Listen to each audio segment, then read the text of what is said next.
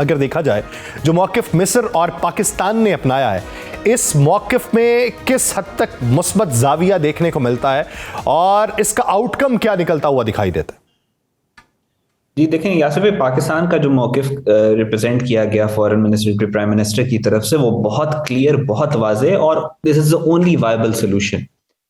جس طریقے سے ہم نے کہا کہ ہم آئی ایس ایف کے خیر مقدم کرتے ہیں اور ہم لیکن حماس کو ڈسارم کرنے والی کسی بھی منصوبے کا پاکستان نہ کبھی حصہ تھا, نہ کبھی حصہ ہے اور نہ کبھی حصہ ہوگا. سو یہ بہت واضح اور کلیئرٹی کے ساتھ پاکستان کا موقف پیش کر دیا گیا. اچھا, اب بات ہے پیس پلان کی یا غازہ کے سولوشن کی. اب آپ ٹرمپ کے اگر پیس پلان کو آپ نکال دیں بیچ میں سے, for the sake of argument you put it out of the equation, پچھلے 70 سالوں سے جتنے بھی reasonable responsible international relation experts ہیں وہ بات یہ کرتے ہیں کہ غازہ فلسطین کا جو مسئلہ ہے وہ اسی صورت میں حل ہوگا جب یہاں پہ گراؤنڈ پہ موجود ایک فورس ہوگی جو انٹرنیشنل لا اسرائیل کے اوپر امپلیمنٹ کرانے کا کردار ادا کر سکے. دا پریزنس آف این آرمی جو کہ اسرائیل کو ایک ایز اے ڈیٹرنٹ کے طور کے اوپر جو آرمی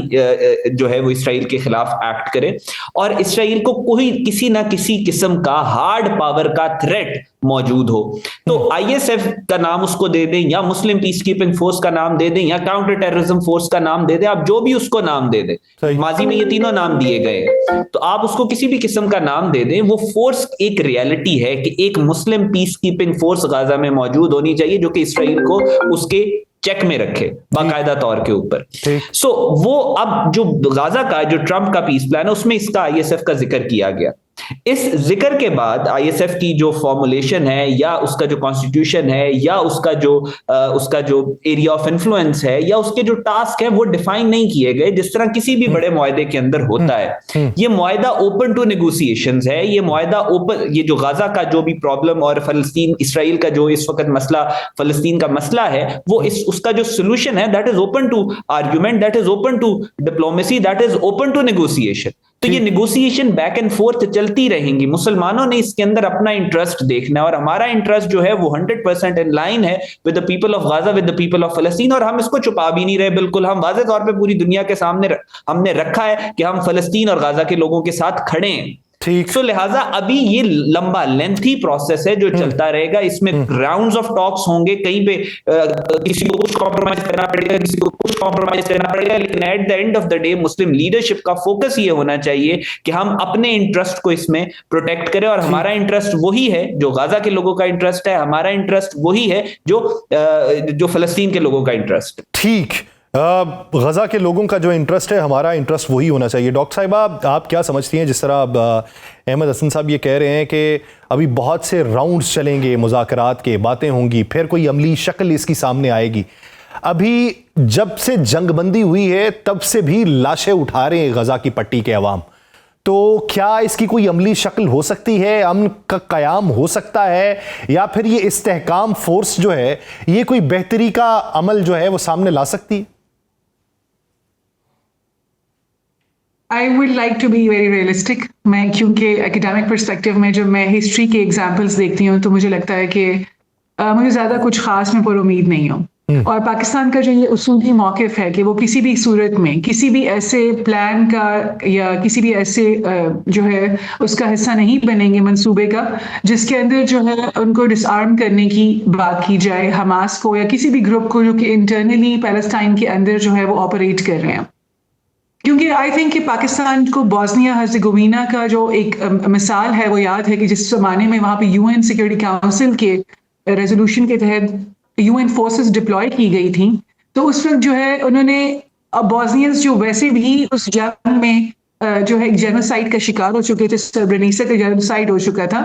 اس کے باوجود بوسنیئنز کے پاس جو تھوڑا بہت اسلحہ تھا ان کو ڈس آرم کیا گیا, لیکن سربز نے ڈس آرم ہونے سے انکار کر دیا. اور اس کا نتیجہ یہ نکلا کہ ان یو این فورسز کے اوپر بھی حملہ ہوا اور اس کے باوجود ان کی ڈپلائمنٹ کے باوجود بھی بوسنیئنز کا اور قتل عام ہوا. تو مجھے یہ لگتا ہے کہ جس طرح اسرائیل کنٹینیوسلی انٹرنیشنل لا کی وائلیشن کر رہا ہے, جنیوا کنونشنز کی وائلیشن کر رہا ہے, اور آپ کو سب کو پتا ہے کہ یو این کے جو تمام ریزولوشنز ہیں ان کو امریکہ نے ویٹو کیا ہے on the question of Palestine and Israel. تو اب میں بہت زیادہ پر امید نہیں ہوں اس سارے معاملے میں, اور میں قطعاً کسی بھی قسم کے ایسے منصوبے کو میں سمجھتی ہوں کہ وہ بالکل غلط ہوگا جس میں جو ہے انٹرنل ڈسارمامنٹ کی طرف بات جائے, جو انٹرنل گروپس کی ہوتی, جو پیلسٹائن کے لیے ایک ان کی رائٹ آف سیلف ڈٹرمنیشن کے لیے کسی بھی قسم کے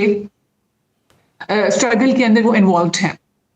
having said that, we need to understand کہ جو اسرائیل کی پریزنس ہے ایسٹ یروشلم کے اندر, وہ 1967 سے جو پہلے کا جو اسٹیٹس تھا اس کے اوپر ہونی چاہیے تھی. وہ ایز این آکیوپائنگ پاور وہاں موجود تھے according to the Geneva conventions, and yet پوری دنیا نے جیروسلم کو جو ہے ابھی تک اپنی ایمبیسیز جو ہیں جیروسلم کے اندر نہیں بنائی تھی کیونکہ وہ جنیوا کنونشنز کی رسپیکٹ کرتے تھے. اور in respect for the international law انہوں نے سب نے اپنی ایمبیسیز پوری دنیا کے ممالک میں ٹیل اویو میں بنائی ہوئی تھی. لیکن امریکہ was the first country followed by Venezuela جنہوں نے اپنی ایمبیسی جیروسلم کے اندر شفٹ کی, جس کی وجہ سے انہوں نے اسرائیل کو ایک طرح سے امپلائڈلی یہ اسٹیٹس دیا کہ جو انہوں نے جیروسلم کو اپنا کیپٹل بتایا ہے کنٹری کا, it is a valid and legitimate capital for them.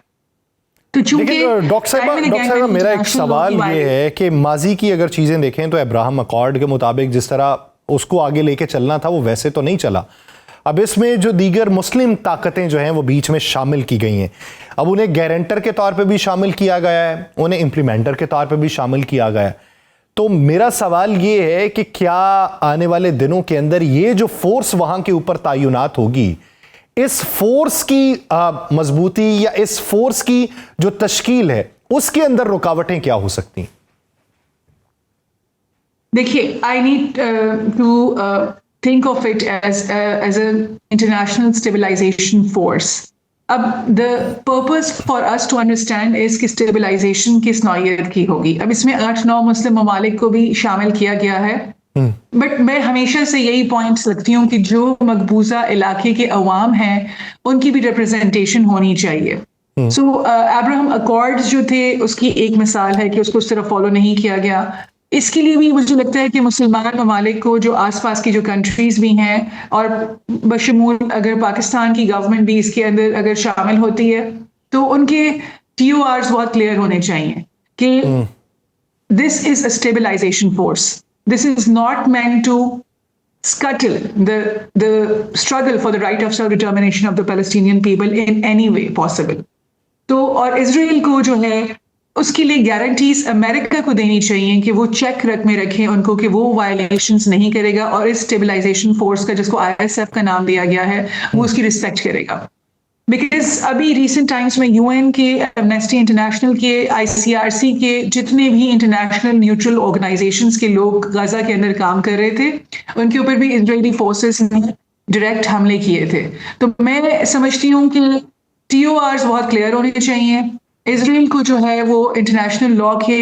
Frame work کے اندر لانا چاہیے, اور اس کے لیے مجھے لگتا ہے کہ جو سپر پاورز ہیں ان کو یہ کرنا پڑے گا. اور میرا خیال ہے کہ جو مسلمان ملکوں کی پریزنس ہے ایز اے گارنٹور,